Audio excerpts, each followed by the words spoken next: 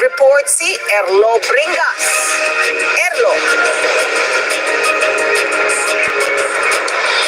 Ali, bukod sa kasong kriminal ay may tuturing din daw na maraming makapaglabag ang mababang kapulungan ng Kongreso patungkol pa rin nga dito sa insertion ng 2025 national budget.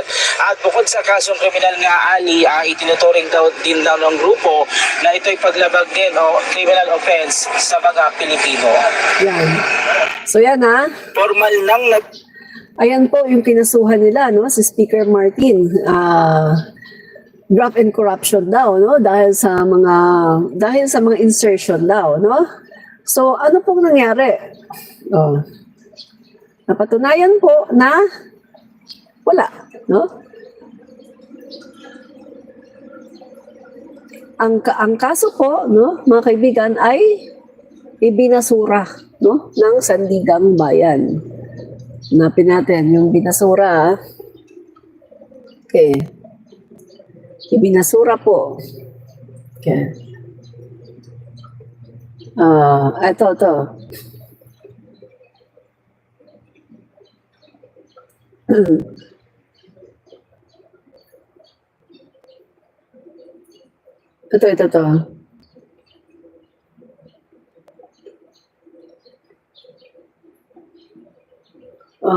Okay. Ito po, ayan.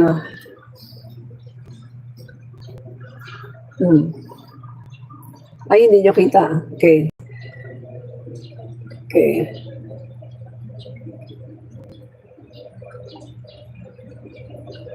The office of the, basahin ko na lang, hindi nyo kita eh.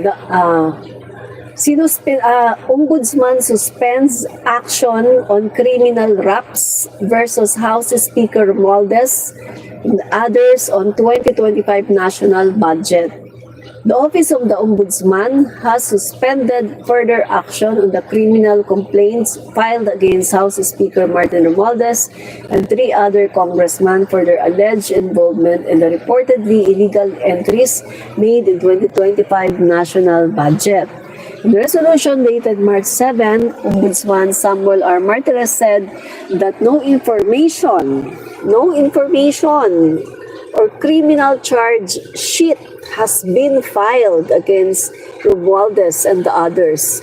So the mandatory suspension prudente light pending litigation under Section 13, no?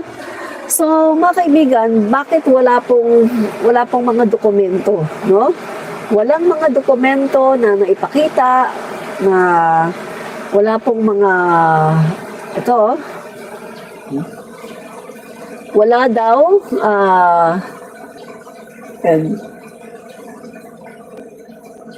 ano ba yan? Biglang nagpa-pop up, no? In the resolution dated March 7, Ombudsman Samuel R. Martirez said that no information or criminal charge sheet has yet been filed against Romualdez and the others. So the mandatory suspension pendente light pending litigation under Section 13 of Republic Act Number 39 does not apply. On February 10, Romualdez Majority Leader Representative Manuel Jose Dalipe, former chairman of nagpa-pop up, nawawala, no? So, the complaints were filed by Davao del Norte 1st District Representative Pantaleon Alvarez. Mga mga DDS. Lawyers James Patrick Romeo Bondoc, Ferdinand Estopacio, at si Magpantay, tsaka si Garcia, no? Mga mga DDS to, no? Nag-file ng complaint, no? Yan, the complainant want them held liable for 12 counts of violation of Revised Penal Code RPC on falsification of legislative documents, blah blah blah, no? So, nag-file sila, mga kaibigan, no? Pero wala naman silang wala silang maipakitang mga mga kaibigan mga dokumento na mga katibayan, no, na talagang merong criminal or liable, no, si Speaker Martin Romualdez, no? Wala po silang maipakita. Ah, so, yun po mga kaibigan, no? Kayo na lang ang magbasa. Kaya hindi po, wala pong kaso, no? Ibinasura, mga kaibigan. Kasi wala naman silang maipakita. Dahil wala naman talaga, no? Lalong-lalo na, hindi naman involved si Speaker Martin Romualdez pagdating sa BICAM. Ang nasa BICAM ay si Cheese Escudero. At si Cheese Escudero ang nagawa ng mga insertions. Make sense, mga kababayan, no? So, yan po ang totoo, no? Okay, mga kaibigan, no? So,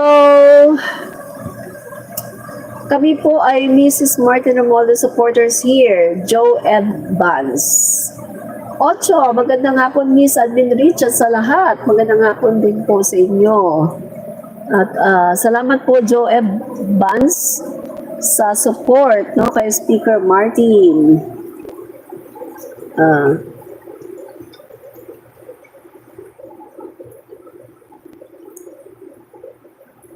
Okay, no? Uy, wala yung... So mga kaibigan, patuloy pa rin po ang pag-ulan, mga kaibigan. Patuloy pa rin ang pag-ulan, no? So mag-ingat po kayo mga kababayan dahil patuloy po ang ulan, nananalasa ang bagyo sa Pilipinas, no? So ingat po kayo mga kababayan, no? At sana po ay kung kayo ay nasa mga areas na prone sa disaster ay maganda na po kayo, lumikas na po kayo, no? Yan. So, wrap up po tayo mga kaibigan, no? Sa ating pong topic. Wrap up na tayo. Bigay lang tayo ng conclusion, no?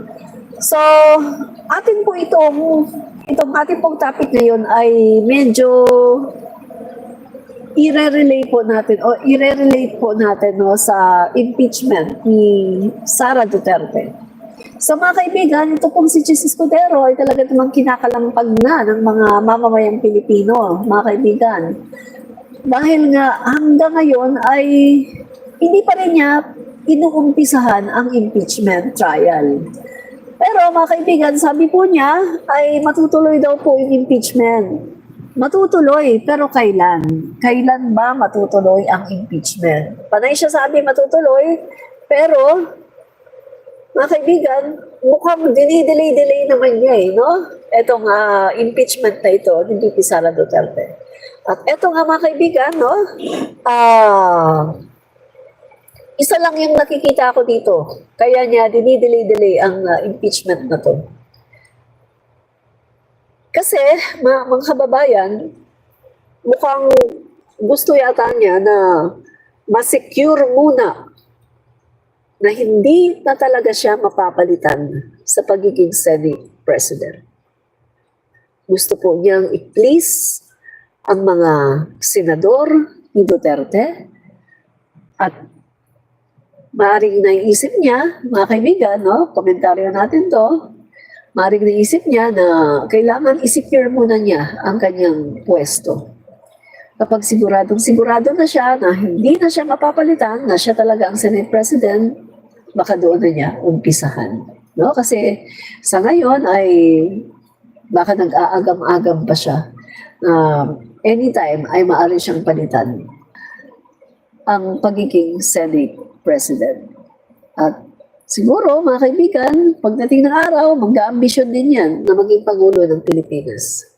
Pero yung ganyang klaseng senador, wala yung karapatan para maging Pangulo ng Pilipinas balang araw. Lalong-lalo na sa aking pagkakalam, siya ay isa ring pro-China. No? Parang katulad din ng vice-presidente. Diba? Okay.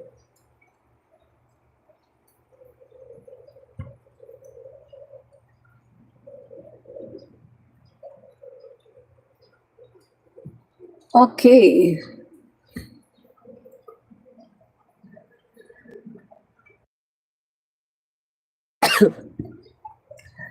Okay, saglit. Merong statement dito.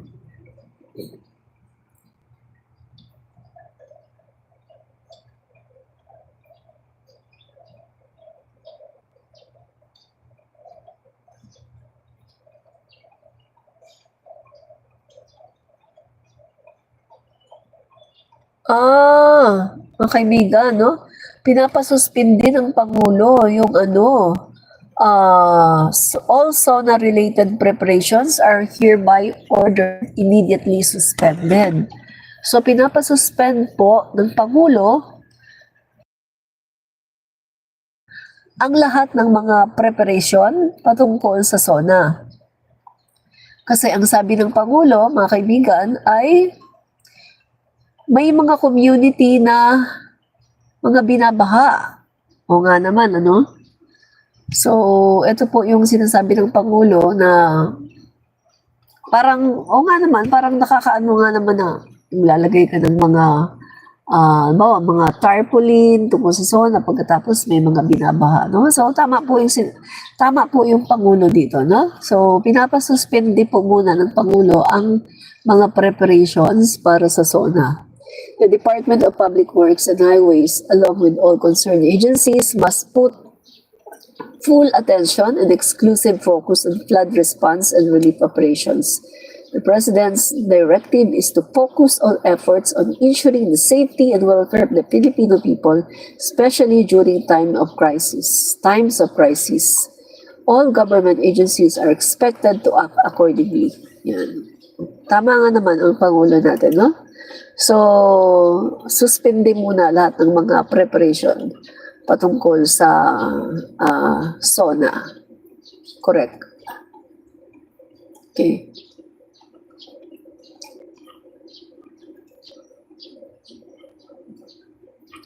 Correct po ang ating Pangulo. Tama po, no?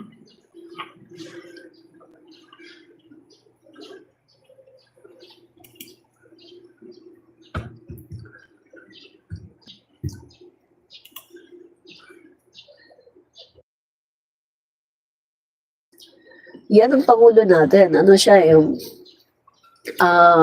sensible, napaka-sensible niya, mga kaibigan, no? Kita niya na krisis, na bumabaha, no?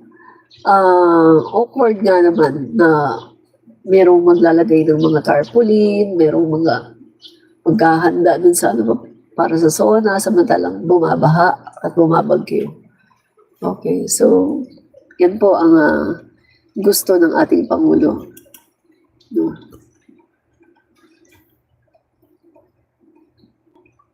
Okay.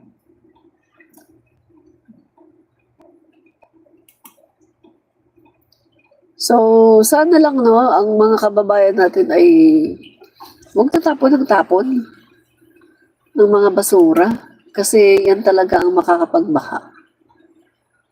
Yan. So, sang-ayon sa utos ni PBBM na siguraduhin agad na makarating ang tulong sa mga apektadong kalamidad. Apektado ng kalamidad, patuloy ang DSWD sa pamahagi ng food pack sa mga evacuees sa H. Bautista Elementary School sa Marikina City. Yan.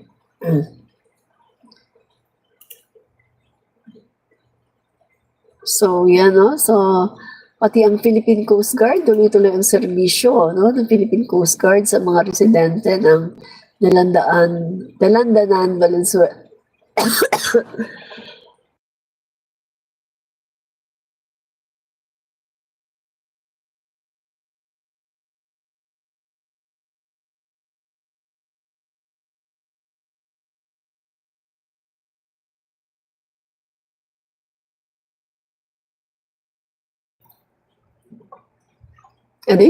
Dalan-dalan Valenzuela, kabilang ang mga papasok sa trabaho.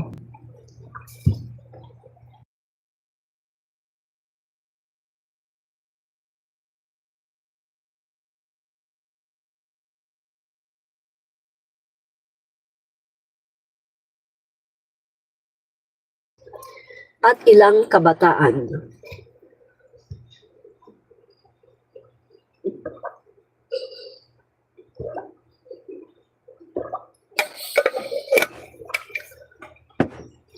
Yes guys, medyo medyo okay na yung pakiramdam ko. Hindi katulad ng mga nakakaraang araw na nilalagnat ako pagkatapos yung sipon ko tulo ng tulo, parang tubig, no? Tapos ang sakit ng ulo ko. At least ngayon, okay na yung pakiramdam ko. Tsaka hindi na masakit yung ulo ko nun. Minom lang ako ng gamot eh. So mamaya inom ulit ako ng gamot. Siyempre ganyan talaga yung mga tao, di ba? Yung katawang tao natin. Hindi naman tayo immortal. Kaya kapag tayo ay nababasa, no? Nagkakasakit. So, umabot na sa 92,590 ang family food packs ang naipamahagi ng DSW sa WD sa 12 rehiyong naapektuhan ng bagyong Christine. At habagat patuloy ang pagkilos ng ahensya, katuwang ang mga lokal na pamahalaan upang mas maraming pamilyang apektado ang agarang maabutan ng tulong. No? Yan.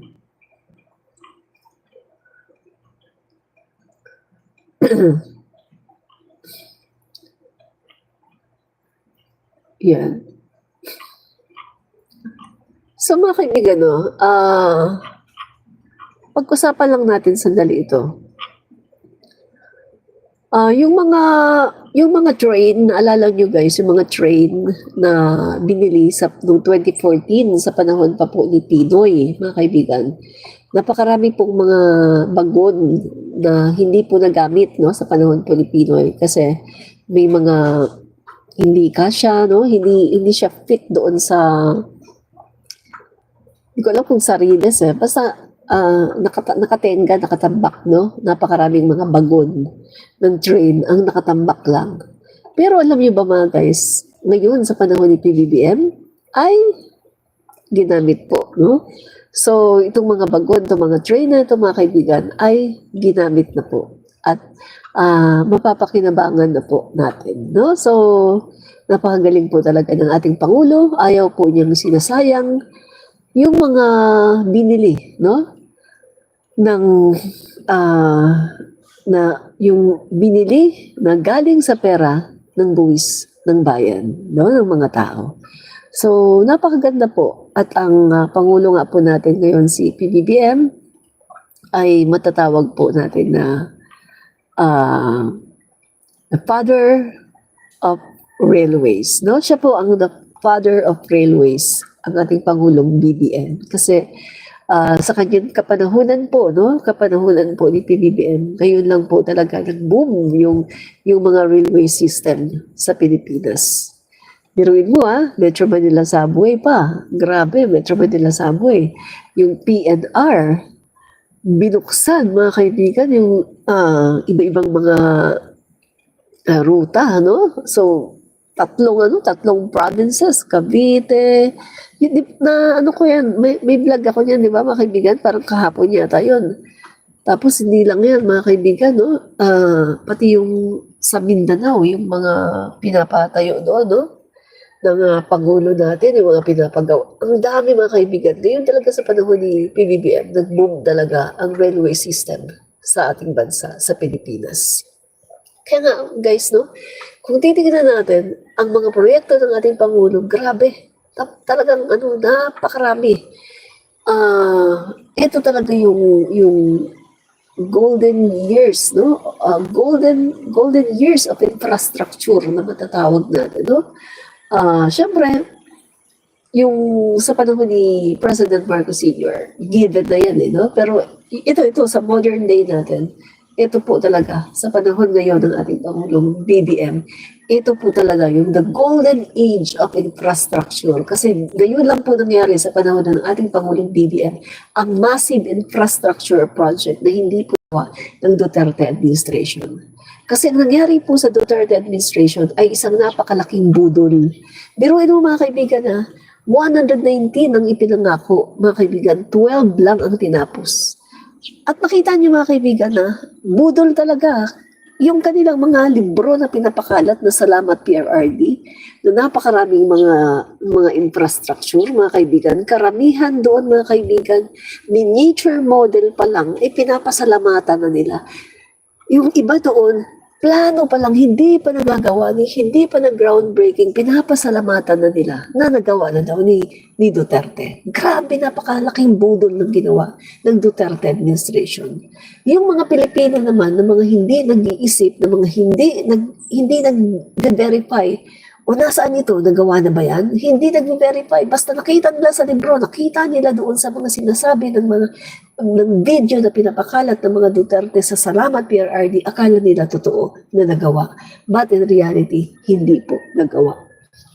Karamihan, ni groundbreaking, wala pa. Ano lang, plano, miniature model, ni wala pang nagagawa. 119 ang pinangako, 12 lang ang tinapos. That's for real. Real talk lang tayo dito. Wala tayong pagsisinungaling. Real talk tayo. Kaya nga, di ba, fight fake news, expose the truth. Kasi tayo dito, hindi tayo magsisinungaling. Sasabihin lang natin dito ang buong katotohanan. Di ba?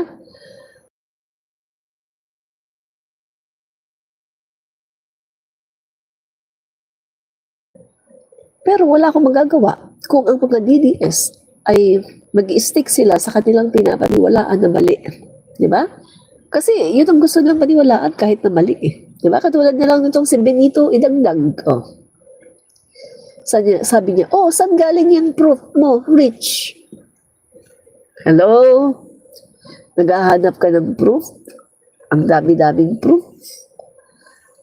Alam mo, ang dapat mong gawin, idilat mo lang ang mata mo. Yun lang ang dapat mong gawin, idilat mo lang ang mata mo para malaman mo ang katotohanan. Kasi hindi ka dilat eh. Dilat ka man, pero para kang zombie. Dilat, pero patay. Diba? May proof ako. Ikaw wala kang proof. No? Dali ah. Katulad nito. Oh, proof natin to. Duterte administration budol pagdating sa infrastructure project.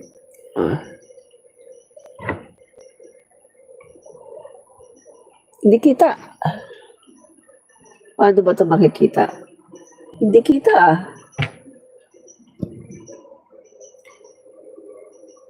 Ayan oh.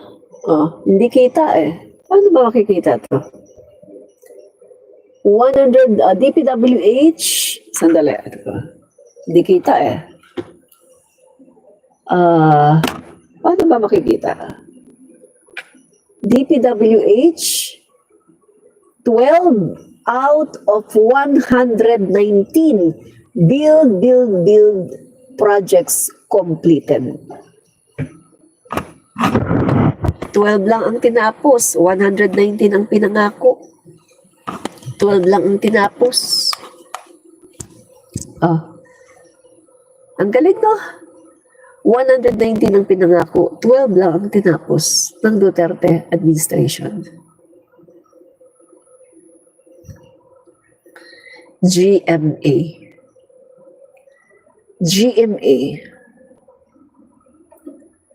Ang GMA hindi pwede mag-fake news. Kasi meron silang accountability. Pwede silang kasuhan. Malalibel sila. Ang mainstream media hindi pwedeng mag-fake news. Kapag nakapag-fake news sila, inaano ka agad nila yan. Kinukorek agad nila yan. Diba? Kayo ang fake news ng mga DDS. Kasi naniniwala kayo sa inyong mga influencer na mga fake news peddler na palaging pinapatawag sa Kongreso dahil mga fake news peddler nagkakalat ng fake news. Diba? Ano pa tayo?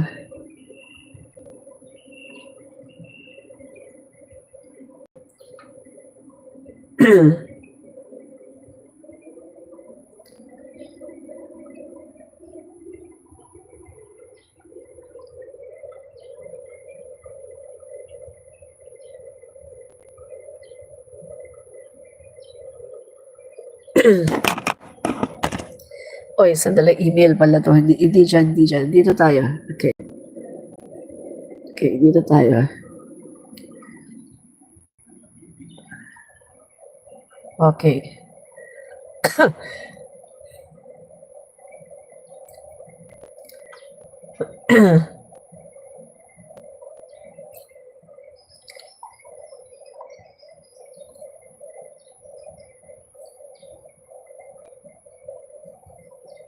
Eto, yan o. Yung build ni Duterte, only 12 out of 119 completed. Pagkatapos umutang ng trilyon. Grabe. O, di ba? Ang laki ng utang. Grabe.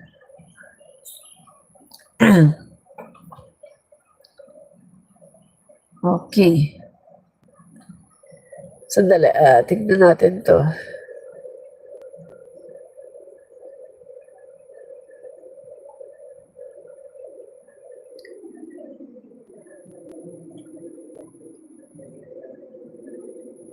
Ay, Bisaya ito. Hindi nyo maintindihan, mga Bisaya ito.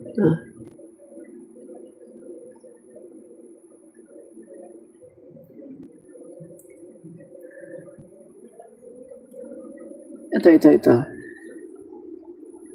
Dito tayo sa News Point TV5. News 5. Tingnan natin ang News 5. Ayaw nyo ng GMA. Punta tayo sa News 5. Tingnan natin yung News 5. Baka magbago. Baka magbago yung sasabihin, no? O ito, News 5 Pinack-check nila si Ping Lacson, ha? O ito, makinig ka.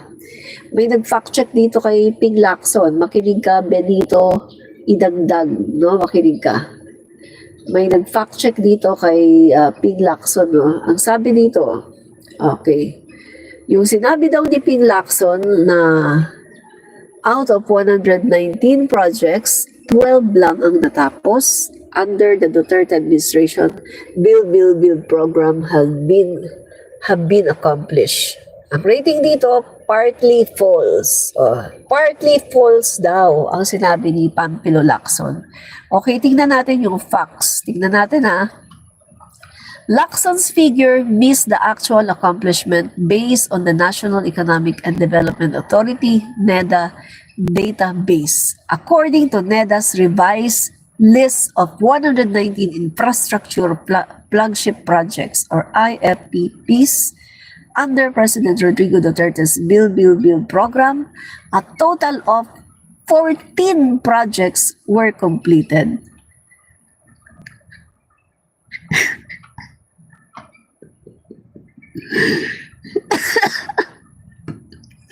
Nadagdagan dalawa.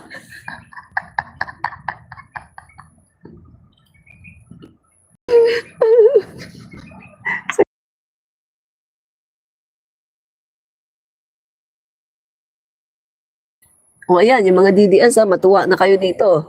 Matuwa na kayo. So, false daw ang sinabi ni Pampilo Lacson na 12 lang ang natapos ng Duterte administration. Hindi daw 12 ang natapos, 14 daw. Ito yung fact check dito. Out of 119 infrastructure flagship projects under President Rodrigo Duterte's Build program, a total of 14 projects were completed.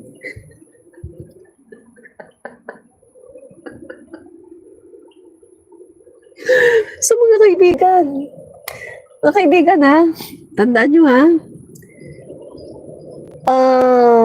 mali pala yun. Erase natin false pala yun. False yung sinasabi natin na 12 lang ang natapos. 14 pala. Ganun pa rin, konti pa rin. Pero mo 119 ang pinangakong projects. 14 lang ang tinapos.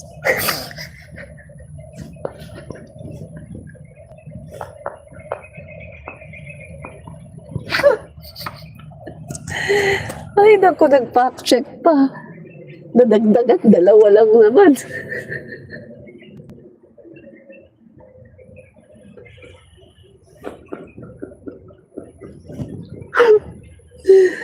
Oh, ito, siguro masaya na kayo kasi fact checker to fact checker, no? So, mali daw yung 12. So, mga ka-BBM mga ka-BBM, wag na po natin sasabihin na 12. Hindi po 12 ang natapos ni Duterte. 14 pala. Nadagdagan, dalawa lang.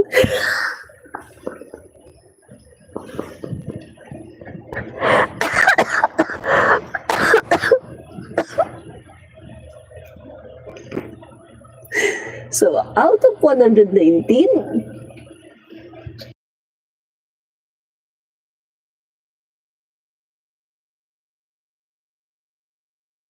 ayoko na nga tumawa. Inuubo ako lalo. So, guys mga ka-BBM, eto itatama natin mga ka-BBM. Hindi pala 12 ang natapos si Duterte. 14 pala. Nadagdagan, dalawa lang.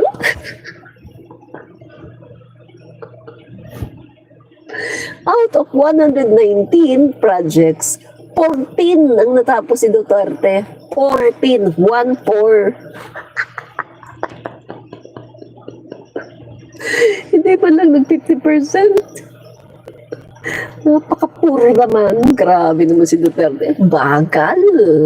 Inutil. Biruin mo umutang pa. Nag-iwan pa kay PBBM ng almost 13 trillion na utang. Pagkatapos, 14 lang ang natapos niya. Sa 119 na pinangako, 14 lang ang natapos niya. Inutil!